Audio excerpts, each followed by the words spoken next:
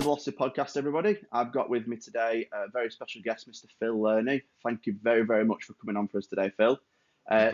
Phil is someone who I've personally been following for quite a while, someone who I kind of look up to in the fitness industry.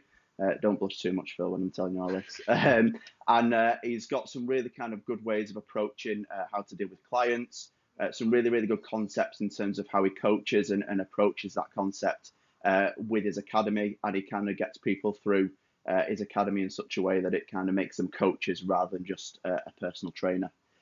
So if you'd like to just kind of give yourself a little bit of an introduction, if that's okay, Phil. This is always the tricky one. I think probably for your audience, probably just a little bit about my background. I was a personal trainer for 20 years. Yeah. Pretty bang on to the day. 20 years later, I retired. Wow. And moved into focusing more on the educational offering that I've been kind of looking after for probably about 4 or 5 years prior to that. Yeah. And was sort of doing an amalgamation of both educational stuff and PT still. So I still had an active number of clients that I dealt with. Still looked after a few projects with clients and bits and pieces. But 20 years, I then retired. That's three years ago, I think now. And since then, just been focusing on the educational offering that we have, which is the academy, yeah, and various other projects. I have a number of projects that are always on the go, yeah. Mostly to do with the fitness industry, mostly to do with kind of the offering that we have and expanding that, moving it in different directions. But yeah, that was that. Sporting background, got into lifting because of I was overweight as a kid.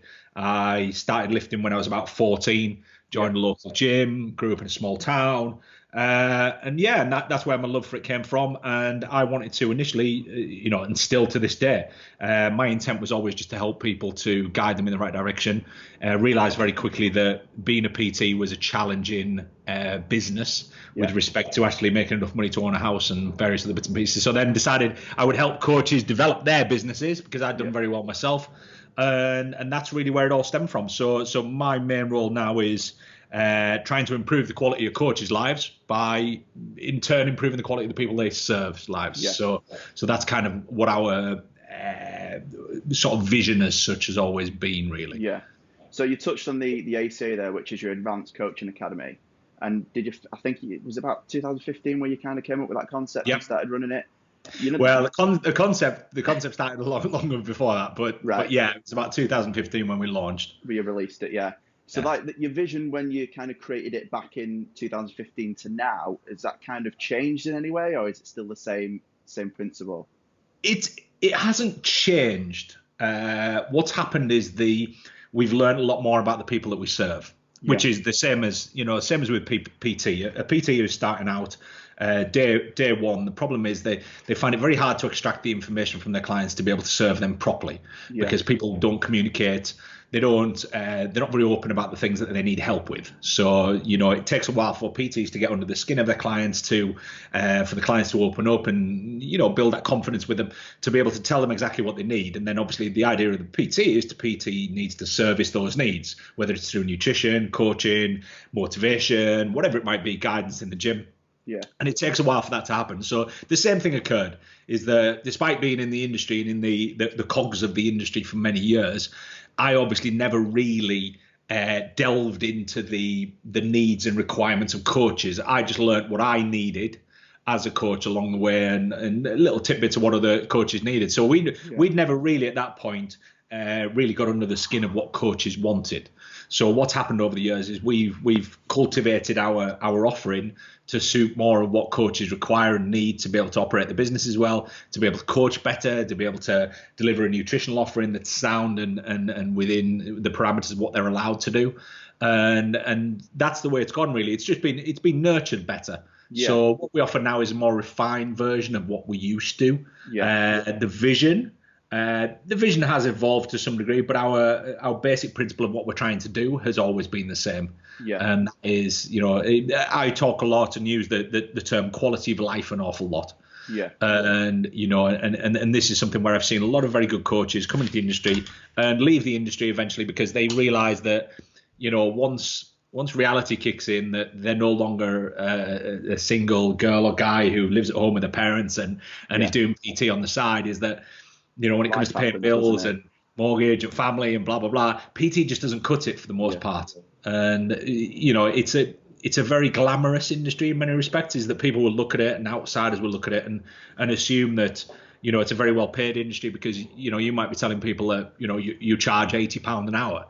But in reality, the club that you probably work from will take about half of that, which is fairly reasonable. When you actually do the maths on it, it's a fairly reasonable amount. They'll only take probably about £5 or £10 from that. That's all ultimately, once all tax and everything is all paid for. And, so by the time you then service the needs of a client, that hourly rate that you're charging isn't for an hour anymore, it's for more time. And that soon gets watered down. And then all of a sudden you've got PTs on minimum wage who are charging themselves out at £40-50 an hour and struggling to live. And the maths doesn't really kick in. It doesn't. They're like, well, hold on, I'm earning £40-50 an hour in your head, and you're forgetting about what your take home is. At the end of it, and PTs are really bad at that because most of us come from there's a lot of I personalities in the PT industry. Everybody's very, shiny things. We love shiny things, but when it comes to the academia and the logistical and statistical side of what we do, PTs typically aren't very good. So what we try and do is we try and help them with that and try and get them excited about it.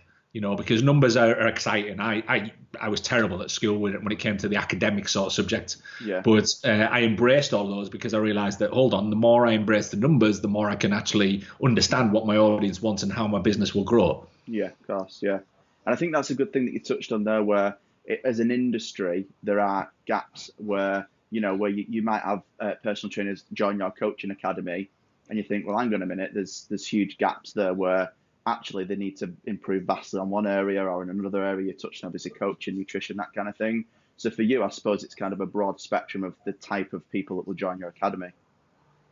Yeah, I mean, it's we have got we get a lot of outliers. We get a lot of people who aren't necessarily the stereotypical PT. Which is nice. We get a lot of people who are looking at it from a very different perspective and cater to a different audience. I mean, the vast majority of PTs that will deal with them, their primary audience is going to be people who want to look better.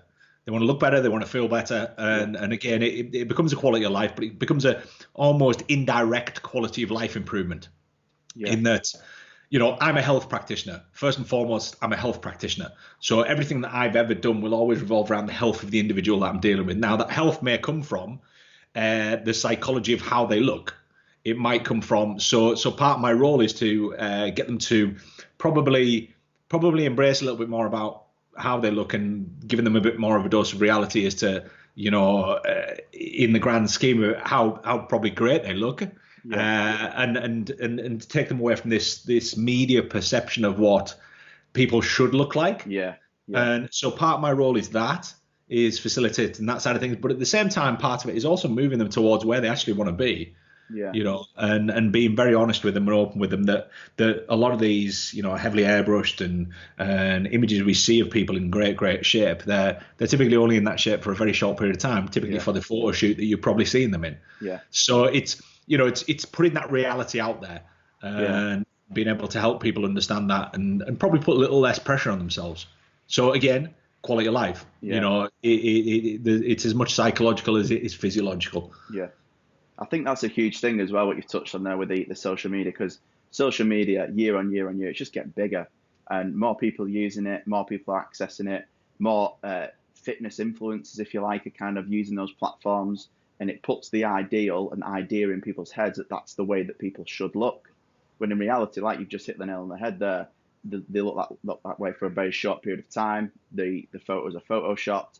And it kind of gets to the point where you may have clients approaching you saying, I want to look like this person. But it's not an achievable or maintainable look at all, is it? No, and it's also that perception of, what you're going to remember with social media in whatever guise it is. And, people have complained for years and years and years about the media's perception and, magazines putting too much pressure on people to look a certain way and be a certain way and dress a certain way and buy all these fancy items and blah, blah, blah. But people have then gone on social media and actually done it for them. Is that you will get an influencer on social media who gives people this very almost, again, if we use the term photoshopped, but it's not only photos, but they give them this very kind of photoshopped version of their life. Yeah. is that they only ever talk about the good stuff. They only show the greatest. They show the greatest moments. They show the greatest, and people, they don't necessarily find that hard to relate to, but they find that very motivational. Is probably the wrong word, but it is kind of motivational in its way, or aspirational for them. So, people follow accounts that are aspirational, motivational, but then people are also following a lot of fakery. They're following a lot of stuff that is nonsense. Is somebody either angling to sell something, is angling to do something or manipulate someone towards a certain train of thought, and in social media has become a popularity contest. And I had a chat with somebody yesterday. We have several business partners that are who do quite extreme things, and they have businesses that are just in very different sectors and just doing incredible things. And I had a chat with them yesterday, and I said, look, the problem we have is that if you want to be popular, you've got to create this illusion. You're almost this fakery. Yeah. And because that's where popularity to some degree comes from. I mean, this is a school, it's a classroom thing. It's you'd always remember at school that there was a certain amount of fakery around the people that were popular. Yeah. Is that they'd have to create this illusion of this perfect family life or this perfect life that they have outside of school or whatever it might be. And there was always that fakery involved with popularity. Yeah. And people embrace popularity and they embrace those kind of things, but they also like to have that dose of reality. And if you're chasing numbers and you're chasing likes and you're chasing, which is how we've been kind of brought up, not necessarily my generation, but probably, people in generations after me, they've been brought up to be led by popularity, is that it is a popularity contest. And unfortunately that then feeds the animal. Is that where then we end up with, people want to feed the animal. Somebody commented, I put a post up the other day. It was quite an elongated post about something I bought once upon a time, and it wasn't bought as a kind of bragging rights sort of thing, but I just pulled it into a tale and I told them, the story as to how and why and what it was. And actually somebody commented and said, look, there's a certain person in the fitness world who's telling all these people to rack up debt by purchasing all these, expensive items that they can't really afford, put them on finance, this, that, the other, to create this illusion of success. Yeah. We laugh about the whole, people taking pictures next to other people's sports cars and helicopters and private jets and blah, blah, blah. Yeah. And anyone with any dose of sense knows that a PT is never going to be able to afford a private jet. Yeah. That's the reality of it. Then they're probably never going to even be able to afford doing just exclusively PT to even be able to fly on a private jet. It's this fakery, and it's a very easy industry in many respects to lead people because, you lead in the blind in many respects because PTs still don't do the basic maths on the fact that if they work 50 hours a week, charging whatever they're charging, and they do it on a repeated basis, they're never going to be able to, they're not going to be flying a private jet. They're never going to own a sports car. They're never going to, because the maths just doesn't add up. Yeah. It just doesn't. So once you get all that adding up and you figure all things out, you can kind of spot on social media who's faking it and who's genuinely doing what they're doing. So, bit of a tangent, but it's a very fake environment to get motivation and things from. Yeah. I think that's a good, I totally agree with everything you just said there, from the fact that obviously there not being enough hours in the day potentially for a PT to, maybe get on that private jet or own that Bentley or whatever it may be, to just obviously viewing social media in a way where it is just a snapshot of that person's life. And like you say, they only really show the good bits, don't they? So it's kind of having the kind of almost the sense to kind of know that without going in too deep to it, Yeah, and it's very difficult to figure out who's real and who isn't. Yeah, because it's a super easy platform to fake pictures, isn't it? Yeah. It really is a super easy platform to actually just create this illusion. Yeah, it's so easy. Yeah, So it's it's one of them, isn't it? It's one of them. I don't think it'll ever go away, but obviously if people kind of get a bit more savvy to it, hopefully it won't be as bad as potentially what it is now.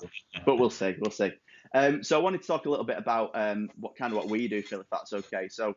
I don't know if you've kind of looked into us at all or if you've kind of had a chat with Ben about anything, but we're kind of like a private educational provider, and we do the bread and butter qualifications, if you like. But we're kind of moving away from that in a sense where we don't just want our learners to leave us with a level 3 personal training qualification, because everyone on a gym floor, or most PTs on a gym floor, will have that qualification, and it only teaches to the standard of what the awarding body sets, which is to kind of know your basic nutrition, basic coaching platforms, that kind of thing. But we are kind of now moving into the more than a course, which is our slogan for this year, which is kind of moving into like our level 4 advanced personal training qualification, level 4 S&C quals. And that kind of leads nicely into what you do, which is your academy, which is obviously, again, upskilling them again to be that coach rather than a PT.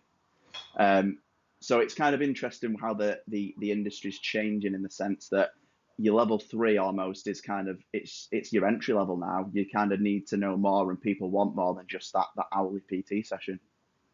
Yeah, I mean, it's a funny one, the PT industry, because what's happened is the level 2 and level 3, and again, no disrespect, but the level 3 has been probably the same sort of criteria for the past 10 or 15 year. Yeah. I mean, I wrote a level 3 course for a very well known sort of industry leader. There must be, what are we talking, 15 years ago almost now, and it's the same as it is now. Yeah. Pretty much. There's a couple of changes with respect to the government guidelines. Yeah. Which again, they move at a snail's pace anyways. And it is fundamentally the same. I have 2 versions of the level 3 on my shelf there that I refer to, and take a look at what's being offered and what gaps there are and things like this. Yeah. Now, the way that the industry's gone is that what they've done is they've gone, right, level 3, you're qualified. You're a PT, you're ready to go, blah, blah, blah. They throw you out into the environment with no business skills, no coaching skills beyond, very basic exercise. Yeah. Nutrition is very, you can relay probably very basic nutritional information, and then they're left to their own devices. Now, we basically gave a certification and an academy that would look at anybody after that point. Now, the problem we have at the level 4 stage, and again, this might be something that might be useful for you guys, is that at level 4, what the industry decided is that at level 4, so once you pass your level 3, it's now time to specialize. Yeah. So what they did is they said, right, now you've got to specialize in something. So it's a bit like how the medical sort of industry works, is that you do your basic practice, and then you get to specialize. You go, right, I'm going to go into plastic surgery, I'm going to go into pediatrics, I'm going to go into, and you specialize. You then decide, right, for the next 4 or 5 years, I'm going to go away and I'm going to study this and specialize. Now I've got this basic knowledge. Now, in my view, is that basic knowledge at the point of level 3 isn't good enough by any way, shape, or form. In any for someone to go out and be successful. Yeah. Now, don't get me wrong, there's been a lot of level 3s that have gone out there and been successful, but a lot of the time they will go away and they will keep studying, they will keep upskilling themselves, they'll be going to seminars, they'll be going to educational opportunities, they'll be taking all those opportunities as they go. They'll also be reading for themselves, they'll be learning stuff as they go, they'll learn from the questions their clients ask, they won't be afraid to be wrong. Yeah. They'll embrace all that, and they're the coaches that really do stand out. And by default, the people that probably go on your level 4, and by default, the people that probably come on my academy are those people. Yeah. So by default, we kind of filter them out anyways. Yeah. Now, the problem we have with the level 4 stuff is that the level 4 stuff, as you well know, is specialized. Is that now all of a sudden you've got a level 3 PT who is now going to specialize and specialize in a niche. Now, that could be S&C. Now, the challenge we have with S&C is there's a handful of jobs for S&C coaches. Yeah. In the UK particularly. US is slightly different ballpark, but there's a handful of jobs really out there. So with respect to upskilling, and I have qualifications that come out of the sun. I have qualifications that I have never used. I have qualifications that are of no use to the demographic that I dealt with. Yeah. Some of them came in useful, other ones didn't. I remember taking I took a flight to Florida years ago and went on a course in Florida. Spent time, it was essentially like an NFL, NHL, NBA camp, right? With pro athletes from American football, hockey, the works. They were all there, and I did a 7-day internship there with the intent of, because I wasn't really sure where my career was heading at that point. I wasn't sure whether, and I'd always had a passion for S&C. I wanted to get into teach. I wanted to deal with athletes. That was my. In the onset, I was like, right, I'm going to be a PT for a few years, then I'm going to go off and work with athletes.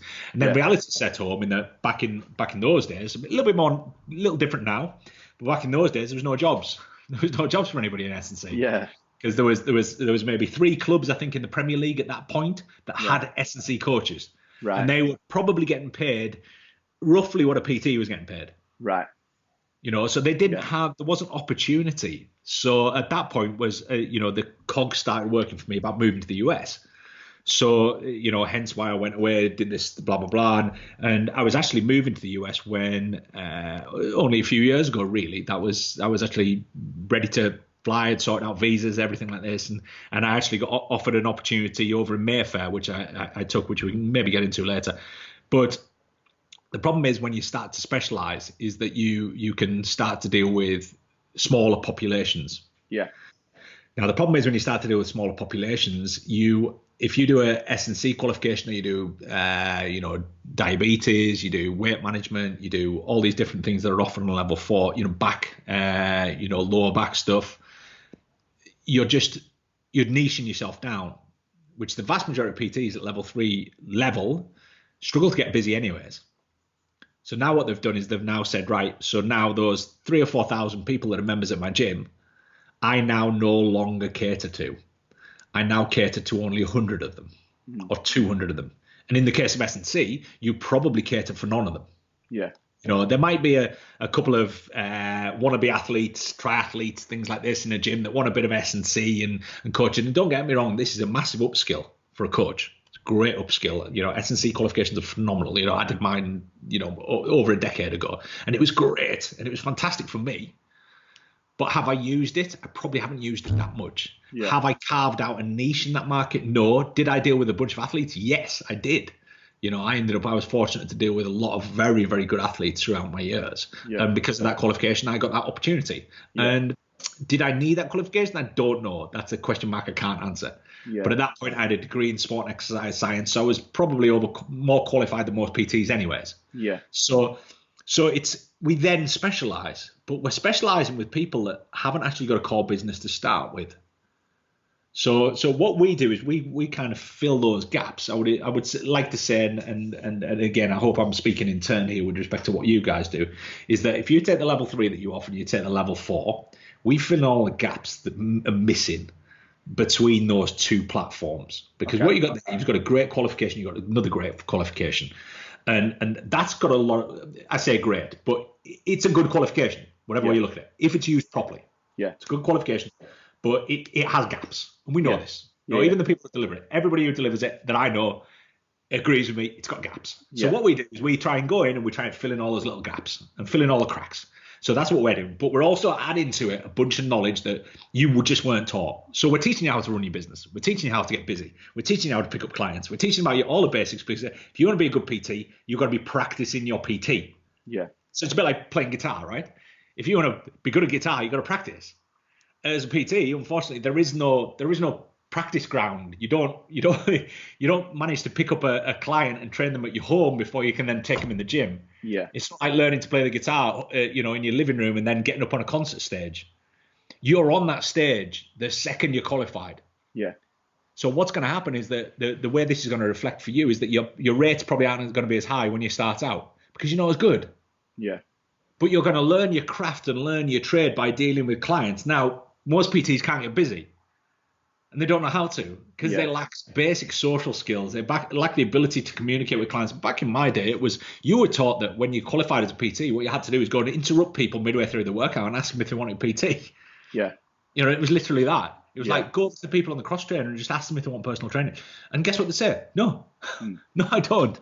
I don't want PT. I'm not going to make a decision based off you coming up and saying, do you want PT to now spend £1,000 a month on something that I'm not sure I want? Yeah. With somebody who I don't know, who's probably 10 years younger than me and looks like they're fresh out of school. Yeah. I'm not interested. Yeah. So we fill in all the gaps. So what we want is that level 3 that you guys have just qualified. We want to grab them. Yeah. We want to pull them towards us and we want to go, right, we're going to teach you all the rest of the stuff that those guys haven't been able to teach you. Along the way, we're going to help you then carve out where you're going to go. So during their time with us, what we might do is we might find what that niche is. So they go, yeah, I'm really passionate about that. And we'll be like, right. So it would be advisable to go and get a specialist qualification in that. So then they go back to the level 4. Yeah. And they go, right. You know, there is a niche, there is an opportunity in the area that I'm at and the gym I work in or from. And there is a demographic. One of the first lessons we learn in the business is about demographics. Yeah. It's understanding the people that you serve. So if you're in a commercial gym in the middle of, a small town or whatever it might be, and you're looking around that small gym in the small town and you've got X amount of whatever it might be, you might look around and go, I fancy training athletes. And then the reality is you look around and go, okay, so my first thing is to find where those athletes are. Yeah. Because there's no point in me getting qualified if I'm then going to walk straight back through this same door and there's no athletes. Yeah. So how do I carve that niche out? So we help with all those little bits and enable them and facilitate them to make use of the qualification that you guys are giving them.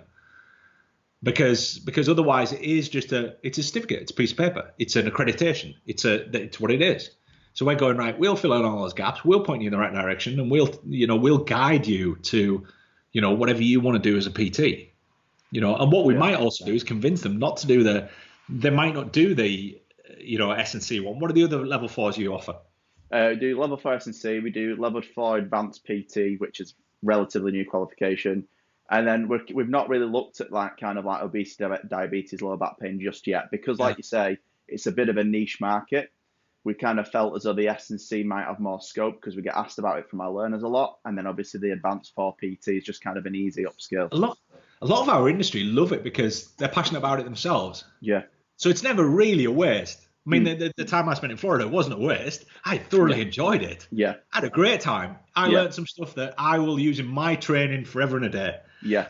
I got some valuable tools, but also I experienced what that side of the industry was like. It's a different world. Yeah. Different world. And it was phenomenal. And it was, and I actually asked them at the end of it, I said,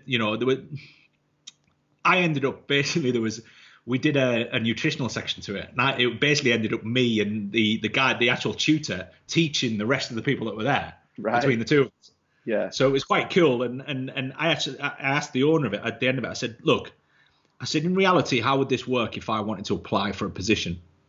And he was very honest with me. He said, the problem you've got, he said, is you're established and you've got a business and you've got this, that, the other. He said, if you wanted to work for us because of the way that we work it, and this is how S&C works a lot in the US and even over here, is that you would have to start at the bottom. Right. Which means you would be, and in this facility, what they had these kind of young lads running around, and what they were doing is they were basically filling up. So they kept all the athletes hydrated, and they'd have supplements ready for them all, and blah blah blah. So that there's huge emphasis on hydration. Yeah. So they were giving them isotonic, hypertonic, hypotonic drinks all the time, and these lads running around filling these drinks bottles up for them. That was the bottom of the ladder. Right. Okay. So you're a water bottle. So that's where they started. Yeah. Essentially, that's where they started. But whilst they're learning and seeing all this, they're in amongst it. Yeah. So they're getting a grasp for the demeanor, the manner in which they coach, and this, that, the other. And along the way, they're also being pulled to one side by the coach and going, look, watch, this is how we do this. So it's almost like an apprenticeship. Yeah. So they said the problem we've got is that we can't override that because that's been developed for a reason. So we want to nurture people right from almost grassroots all the way up to being an S&C coach for us. Yeah. He said the problem we've got is we can't really take people in the middle. Yeah. He said you can, but you're going to take a massive pay cut. You're going to move to a different country, and you're going to live a life that could take you 10 years to build up to where you want to be. So for me, it was an easy decision. It was like, thank you, but no, thank you. Yeah. That ship had sailed for me, and it wasn't. It wasn't something I wanted to pursue because of the timescale. Yeah, yeah. So kind of moving on from the qualifications and that kind of thing, you mentioned earlier about that you stopped training. Do you no longer train any athletes or any clients or anything at the minute? I don't coach anyone one-to-one. I did a little project about a year or so ago. I'll tell you very briefly why. I'd retired, but I used to do a bit of work for one of the big film studios. And they used to point a few actors and actresses my way, right. And I'd look after them for their transformation before films or whatever it might be. So I kind of kept in the loop with them, and they contacted me and said, "Look, we've got someone. Could you find?" They knew full well I'd retired. They said, "Could you find someone to coach them and train them?" And I said, "Look, not this." And again, take this right. I asked who it was. Yeah. Not because, and again, if you followed me for any amount of years, you'll know full well that I don't swing these people that I've trained around like a cat. Yeah. Look at me, I've trained such and such. You know, I think there's very few of them that I've actually mentioned along the way. But I asked who it was for multiples of reasons, because to get the right coach for them. Yeah. But it turned out that the person they wanted me to coach was a guy that they were looking at for the role. Right. But he wasn't necessarily going to get it. Right.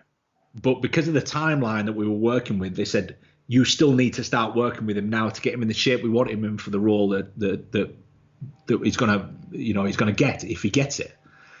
And I said, so what's his background? So I Googled him because I didn't know who he was when they told me. And it was a guy I'd never heard of.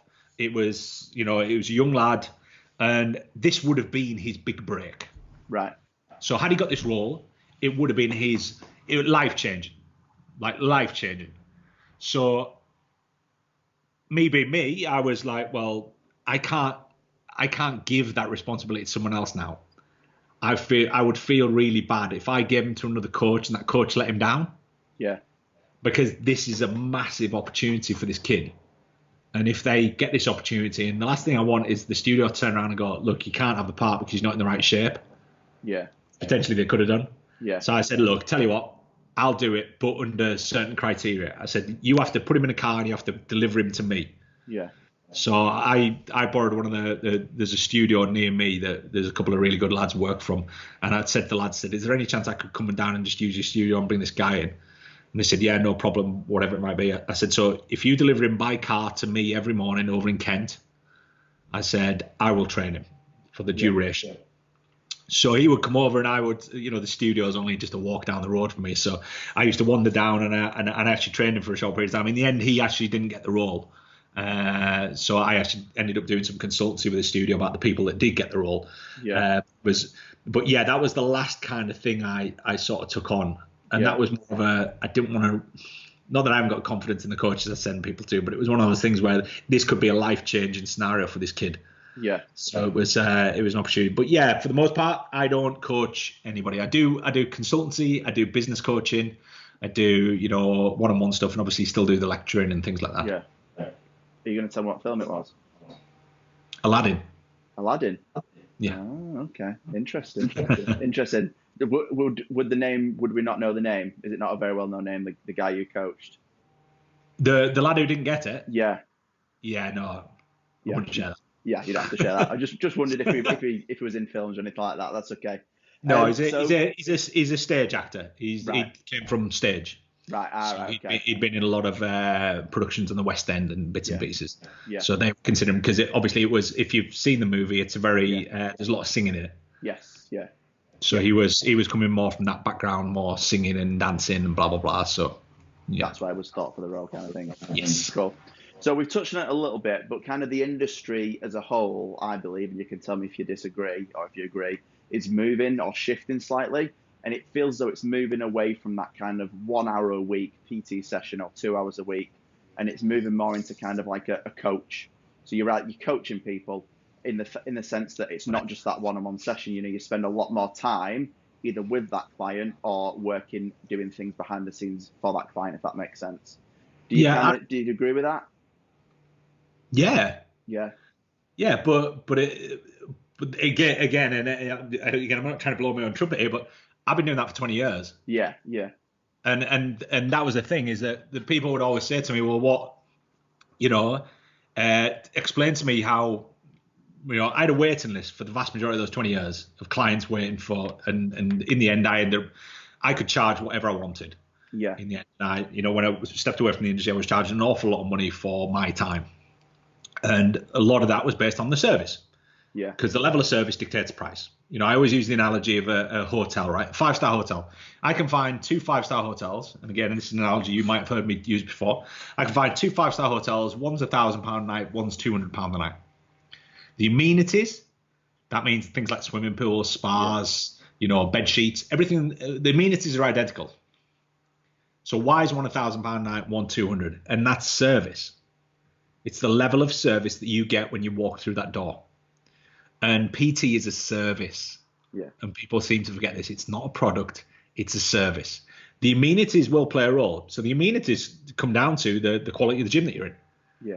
So if you're in a massive, big commercial facility, you're basically paying them to use that phenomenal piece of kit, that phenomenal amenity. So the better the gym you're at, the more theoretically you can charge because it's a part of your service. Yeah. You with me? You can't charge the same for a room in a 2-star hotel as you can in a 5-star hotel. Yeah. So and the people within it, so the restaurant within that 5-star hotel is going to be more expensive than the restaurant inside the 2-star hotel. Yeah. Right? So the better facility you're at, the more you can charge. The better your service is, the more you can charge. Now, I grew up in a pub. I grew up in a service-based environment that was based around service. Our pub would get busy because of the atmosphere, not because of the amenities. All the pubs had beer. All the pubs had food. All the pubs had all these different things. But what was it? It was the level of service. It was the type. It was the fact you could walk in and my dad would talk to anybody. Is that you could walk in as a complete stranger and leave as, almost like you've got a new friend. Yeah. So I learned a lot of those skills, those soft skills, very young, in that I was like, look, nobody knows who I am. And my first job, I picked up tons of clients, my first job, but it was in my hometown. Yeah. So I played sport for all the local teams and blah, blah, blah. So everybody knew either who I was or who my dad and mum were. And they knew that pub and, so they knew of me. So it was very easy for me to pick up clients. People knew me. They trusted me. They knew I used to be overweight. They knew all that stuff about me. So I just picked up clients just all over the place. I was like, wow, I just got busy for no reason. I don't know how I did this. And then years of reflecting and looking back at that, I realized why. So one of the first things I did when I came to London, because I'm walking into a club in London that nobody knows me, I just went around and introduced myself to everybody. Yeah. I made a point of going around and finding everybody's name out. So I used to stand at the reception. This is a story I tell a million times over. And I used to stand at reception. I used to watch them check in. And when they checked in, their name came up on the screen. I'd remember the name and go on the gym floor to introduce myself. And I was 3 weeks in my first big facility in London, one of the best facilities in London, even to this day. And there were trainers and coaches in there who struggled to fill their diaries. And within 3 weeks of me being there, I had a waiting list. Wow. Which annoyed the hell out of most of the trainers. I bet, yeah. Because they saw me as a threat. Yeah. They were like, look, this guy's came in. He's like a bull in a china shop. He's came in. He now knows everybody on the gym floor. And now he's busy as hell and blah, blah, blah. And we don't like this. And I actually heard some interesting stories years later about a couple of the coaches and blah, blah, blah. And one of my very good clients, actually, who I actually served for about 8 years. And she actually told me, she said, the first week of her training with me, she got a phone call off 2 of the trainers in that gym telling her not to train with me. Wow. So they'd gone out their way to go onto the internal system, find her phone number, personal phone number, and they phoned her up on a mobile and told her not to train with me. Wow. You imagine how threatened someone was feel to do that. Yeah, absolutely, yeah. So it was mad. So it was all, so everything that I did was based on service. So yeah, it is shifting, but it's years behind. Yeah. Is that the problem is PT is a lazy industry, but PT is also a lazy industry because it's not very well paid. Is that when you're only getting paid, you're charged out at £40 an hour, but you're only taking £20 an hour. The last thing you really want to do is spend more hours servicing the needs of that client. But if you want to become better and charge more, you've got to do that. Yeah. So the first few years of being a PT, you're going to be working a lot of hours for not a lot of money. Yeah. That's the reality. But that's the same in any service-based industry. I was just talking about the opportunity I had in Florida. What were they expecting me to do? I'd have gone back to a basic wage. They'd have housed me. They'd have given me all those stuff. But I would have been on probably 20 grand a year to live off. Yeah. To pay my bills, do all those different things. And the reality is that I would have to grafted for a period of time. And that's the PT industry. If you get into PT industry and think you're just going to swan in and start making loads of money, that's tosh. Yeah. You've got to come in, you've got to establish a very high service level, and you've got to service the needs of your clients. If you do that, your business will grow. But you've got to be patient. Yeah. If after a year you're not making 6 figures, don't be shocked. Yeah. Even just the maths on that is you've got to be, and that's location, that's your geography, it's the revenue that people create in that area, it's disposable income, it's all these different things that, again, is stuff we look into. Yeah. Yeah. But it's shifting, which is great. Yeah. But it also means that across the board, the price of PT is actually going up fairly rapidly. But what's also happening is that this is something where people in the industry are always a bit they're like, look, it's so easy to get into the industry. I mean, the qualification that you do, the level 3, I won't get into numbers with you, but I would anticipate what you charge for your level 3 is considerably more than what I can get it for. Right. Okay. You can't say yes or no to that. But I know that I could jump on Groupon and get a PT qualification for about 200 quid. Right. And that's the scary thing, is that will all be done online. It'll all be done very frivolously. I will learn very little. Yeah. But it doesn't matter. I get a certificate at the end of it. Yeah. So what you're saying. Yeah. I haven't started the industry with any footfall whatsoever. Whereas guys come to you and they'll spend time with a coach being coached. Yeah. Again, it's like you've just said, it's level of service, isn't it? Of course, correct. Yeah. So people are like, well, hold on, what's the difference between a PT qualification that's £200 and one that's £1,000 or a couple of £1,000? My level of service. Yeah. You will come out of that a better coach, which means that you start being able to charge more because you're a better coach. Yeah. Yeah. It's a vicious cycle, isn't it? It works both ways. It swings and roundabouts. Yeah. You want to buy a £200 qualification. It's like anything. Buy cheap, buy twice. Yeah. Yeah. You want to buy something cheap. It was always I used to use an example years ago because I had a friend who his dad had a Bang & Olufsen, and like nobody had them back then. Certainly not around where we lived. It was like a massive thing. He had a Bang & Olufsen sound system. Yeah. And I just did the maths on it and I worked out how much it was. And then I was like, look, how many stereo systems have I bought over the last 10 or 15 years? And I was thinking about them and I'm thinking, right, that one broke, that one broke, that one broke, that one broke, that one became obsolete. That one, I used to play records and tapes. Now I had to buy a new one. I had to buy a new one. I had to buy a new one. And then I'm looking at this sound system that he had, and the tape deck became obsolete, but the rest of it you could actually plug a thing in, so it became a CD player when CDs came out. And I was like, he paid, whatever it might be. And if you look at Bang & Olufsen sound systems, they're exactly the same as they were 10 years ago. Yeah. The only difference is the technology's changed slightly inside of them, but they look exactly the same. Yeah. So could I have invested in something that was going to last me 10 years longer? Or do I buy something cheap that lasts me, again and again and again? I think there's an opportunity for both things. I buy, again, I have no shame. I buy very cheap jeans because I found a store, Primark, that sell jeans that fit me perfectly. They have a little bit of elastic in them, which I like. Yeah. And they fit me perfectly. I've never bought jeans, and I have a couple of pairs of jeans in my wardrobe that are, I think, about 270, 280 pounds, right, for a pair of jeans. They fit me really well, but I can get these ones for about 15 quid a pair. So I'm like, well, if I wear them out after 6 weeks, I'll just buy a new pair. Yeah, it's not a problem. Yeah. I wear the 270 pound jeans out after a week, I'm going to be really annoyed. Yeah. So there's certain things in life where you buy cheap, right? Because you're prepared to buy them again and again and again and again and again. There's certain other things where you've got to invest into. And I'm always a big fan of, look, buy things and buy expensive things that are high quality and are going to last, because you won't have to buy it again. Yeah. And you'd be amazed how much people look after things when they're a little bit more expensive.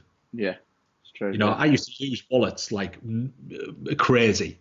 And one of I got a leaving present when I left my first PT job. And one of my clients bought me a Louis Vuitton wallet. Right. Which was like, it was like 600, 700 pound wallet. It was insane. It was like, and it was the height of, the brown Louis Vuitton. It was the height when they just sort of peaked. And it was like, if you had one, you were up there. Yeah. And bought me a brand new Louis Vuitton wallet. And I was like proper taken aback. And I had that wallet for about 10 years. Yeah. Because it was actually worth, I kid you not, man, it was worth more at every single stage of me owning that wallet. The wallet was worth more than that was ever in it. I like that. The wallet was worth more than anything that was ever in it. Yeah. So it was like when I lost the wallet, I was gutted about the wallet. And I lost it 10 years later, but because I'd looked after it. Yeah. It was of value, and it had a sentimental meaning to me because it was a gift given to me when I left, and it was one of my good clients and blah, blah, blah. Yeah. But it was, there's certain things I think you've got to pay money for. Yeah. People come to me and I get so many inquiries, week in, week out about where do I get my level 3 from? I said, look, do your research, ask about the tutors, ask about the people teaching it, get some testimonials from people who've been on that course with those particular tutors, and find out from that. Don't find out because if you told me what's the content difference, I'm going to say very little. They're all fundamentally the same. I said, but the difference is the tutors. Yeah. The difference is the stages in which you're taught it. The difference is the outcome of it will be is that you'll come out of a confident coach. Nobody's going to come out of a £200 Groupon course confident. They might be cocky, but they're going to come out with confident as a coach. No. Yeah, I agree. So it is something that people do still to this day need to invest in. I know all the best level 3s out there are typically, £1,000+ for you to run through them. Again, I don't know what you guys charge, but I would imagine, is it somewhere around there? Yeah, it's around that mark, mate. Yeah. Yeah, you're gonna pay £1,000+ for any good quality PT course out there. And again, as long as you look out for your testimonials and people who've been on it and get that experience of who the tutors are, you're laughing. Yeah. You'll get a good experience at the end of it. You'll get a qualification, yes, that a lot of people have, but there's not many people who've got a quality qualification.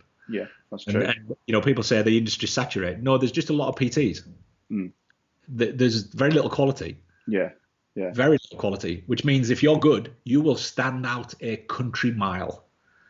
I would be confident that I could walk in the vast majority of commercial gyms in the UK and stand out an absolute mile. Not because of people, because remember, the punters in there aren't going to have a clue who I am and my background. They're not going to have a clue.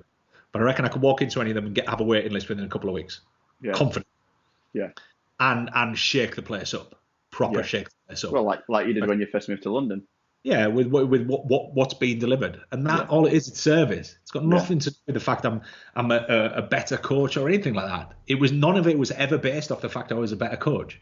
It was always based off I was the most personable, I was the most approachable, I was friendly. I kind of listened rather than you might not think that doing this podcast, but I would sit back and I would listen. Yeah, let you do the talking. Yeah, because I would want to know what you want. Not what I think you want, which again is another big mistake that PTs often make, is they make an assumption that person wants that. Yeah. When in fact it's slightly more complex normally. Yeah. So I've got to ask you, Phil, behind you, there's quite a few books there, mate. And I'm loving all the Marvel stuff as well. Could you pick a favourite book out of that? You know which one it's going to be? Yeah, I know. You know. It's my book. Of course, it's your book. Of course. It's my book.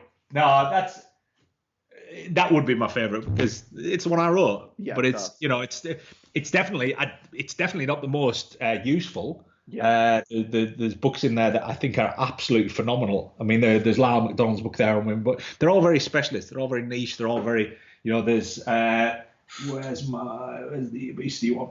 If I can find it. There, yeah. That is phenomenal. Obesity prevention. But when people say it's just a matter of calories in, calories out, yeah, all right. Yeah. Of course it is.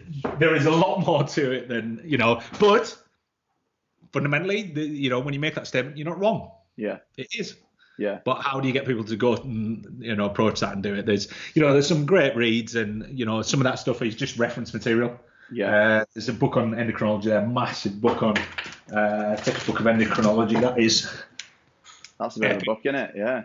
But that's the study text for people in endocrinology. But that's a reference text. There's no way that I would understand what most of that means. But if I have something thrown at me, I want to study it and have a look at it and try and understand it a little bit more.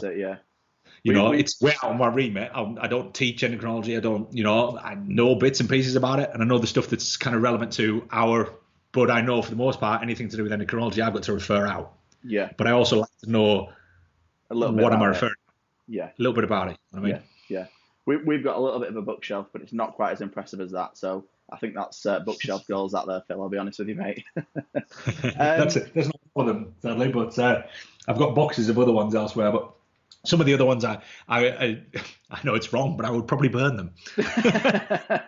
You don't have to tell us which ones those are. Don't worry. Oh, there are some horrendous purchases over the years that I was actually, as I was boxing them up, I'm like, oh, I'm a bit embarrassed about that. And I was like, I don't even want to put that back into circulation. I actually genuinely take them to the charity shop. I've actually got a box of them up there that I won't take to a charity shop because some poor sod will read it. Yeah, I know what you mean. And I'm like, you don't want to be reading that.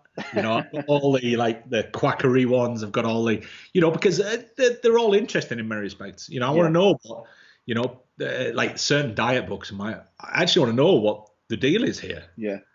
I've got some from some horrendous authors and some awful stuff where, it's just speculation and a lot of tosh and blah, blah, blah. But it's, you still want to sort of look and go, oh, okay, so that's the current trend is to do this. And, I had stuff on blood type dieting and all sorts of manner. Yeah. But again, there is a bit behind it. So, somatotyping.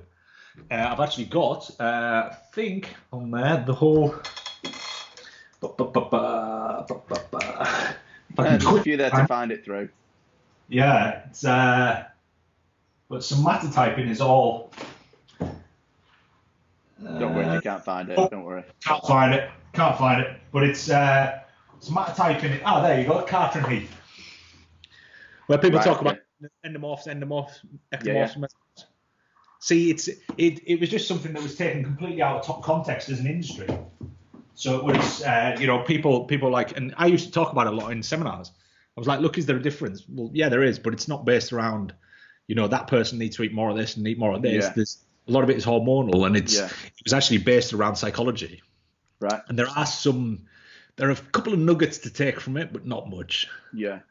So it's nice to know about and to be able to acknowledge. And a lot of the stuff that we do in the academy is trying to take all this stuff that people are curious about, because people will ask you, and I don't want to go, oh no, that's tosh.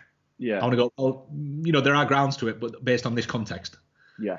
But we probably wouldn't apply it because of this. Yeah. Rather than me just dismissing something. Yeah. Because as coaches, the last thing, it doesn't help someone, because somebody who's genuinely interested, what about the blood type diet? Like, a lot of crap. That doesn't help anyone. No. Yeah. They'll be like, look, that opinionated shit down the gym just told me it's a load of crap. Yeah. I don't think it is. Yeah. So I'm going to do it anyways. Yeah. It doesn't help. Yeah. And it's for as a coach to be able to understand what it is, how it works, and what its pros and its cons are. I suppose that's why you've got so many books, because you can take extractions, if you like, from each of them, and then you can think, well, in context, that would be more beneficial. That would be maybe for that person. So it's not one size fits all anyway, is it? Absolutely. So, I mean, there's stuff in my book I disagree with now. Right, okay. I wrote that like 5 years ago. There's stuff in there that I would absolutely remove from it. Because my views have changed and I know more. Yeah. And this is one of the things I always say about books, is that the problem you got with a book is it's going to take someone a couple of years to write it. It's going to take them another year to get it to print. It's going to take another 6 months before you even realize it's there, before you buy it. It's now nearly 3 years old. Yeah, and things have changed. Yeah. And things do rapidly change. And there's stuff in there that I think my book is still riddled with really good stuff that's useful. Yeah. Because that was the whole intent of it. But there's some stuff in there that I'd be like, ooh, I'd maybe change my views a little bit on that. Yeah. And it's good that you acknowledge that. Do you know what I mean? It's good that you're like, I know I would change that, or that's changed, or whatever it is. Yeah, we still, I still get a lot of sales of the book, and on a weekly basis, we'll sell quite a few of them, to be honest. That's good. But I'll never reorder it. Right. Once we run out, and then I'll rewrite it. Yeah. And is that the plan long term then? Yeah. I'll do it again long term. I mean, I've got another book that's actually that I'm writing. Right, okay. I think it's about 70,000 words, something like that. But again, that's way off being finished. And to be honest, with my, the bandwidth of what I've got for projects and things like this, it's more of a bit of a hobby on the side. I was just about to say, have you got kind of like a release date for it, or like when you're planning on releasing it? Nothing. No, if it comes out in the next 5 years, I'll be amazed. All right, okay. No. So wait a while. There might be just one day where I go, right, sorry, I'm going to finish it. Yeah. And I'll finish it. And all of the stuff in there, it's a nice one, because the way this is written, it's timeless. It's not there's nothing in there that I know is going to get dated. Okay. Yeah. It's almost like it sounds cheesy, but it's almost like a self-help book. Right. Okay. It's a guide to dieting for anybody who's approaching a diet of any description. Right. So we go into, your relationship with food and various other bits and pieces. So there's nothing in there really that will get dated as such. Yeah. So that's the way I've tried to write it. So because I knew it would take me a while to do it. Yeah, that's fair. I do actually occasionally share snippets out of it on social media. Right. People don't realize that's where it's from, but it's always nice, because typically the ones I've put out, people have responded really well and gone, "Oh my God, that's amazing." Yeah. And it's it's been a nice response. Yeah. Does that not kind of fire you up, like I need to finish the book so people can read it all? No, it fires me up because I've got content to put on social media for the next few years. I'm like, you don't have to write anything, I'll just keep trimming it out of the book. Yeah, you've got content for life, Ed. So that's why it excites me. It's so that's on the go. But yeah, I love information books, and we've got an industry full of really cool, good people who write some really good stuff, and some of it needs to be taken with a pinch of salt, other stuff doesn't. So yeah. Awesome. So we're going to kind of bring it to a close now, if that's okay, Phil. So what we'll do is on the video, we'll kind of put up your links to like your academy. So if we've got any of our learners who kind of want to contact you guys and get any more information, is there anything that you kind of want to say about your academy that you haven't already said? No, we've got a couple of educational events. I don't know when this is going out, but we have a couple of weeks. Excellent. We have a couple of educational events going on at the end of September. We've got a hypertrophy course going on in Manchester. We've got 2 seminars, Applied Fat Loss and Business Foundations, going on in Scotland on the 22nd, 23rd of September. I think it's the week after the hypertrophy, if I recall. And then we've got a bunch of stuff that's going to be announced for November. We've actually got a motivational interviewing workshop with a guy called Stephen Rolnick, who basically, quite literally wrote the book on it. Right. So we've managed to acquire him, and he's going to teach a motivational interview. So for coaches out there who struggle with the communication aspect of clients, that's a phenomenal workshop. Held down at St Mary's in Twickenham. I think that's pending, I think, for the 1st or 2nd week in November, if I recall. So we've got that going on. We've got another couple of workshops that will be going on. Body composition workshop will be going on in November. And then beyond that, we've got the assets, which is another thing we're doing now. We're producing assets for coaching busineses. So we do recipe books. We're doing what gets released tomorrow is a guide to calories. And we're doing infographics and all sorts of stuff, which is, branded and blah, blah, blah. So yeah, we're just related. Yeah, we're just trying to help coaching businesses just produce the content that they probably haven't got time to. Yeah. Brilliant. So, perfect. Thank you very much for your time, Phil. I really appreciate it. Hopefully, maybe in the new year, we'll get you back for another episode if you're down for that. Yeah, and sure. Thank you very much, and I'll speak to you soon. You're very welcome. Cheers, Phil. Thanks very much, mate. Bye-bye.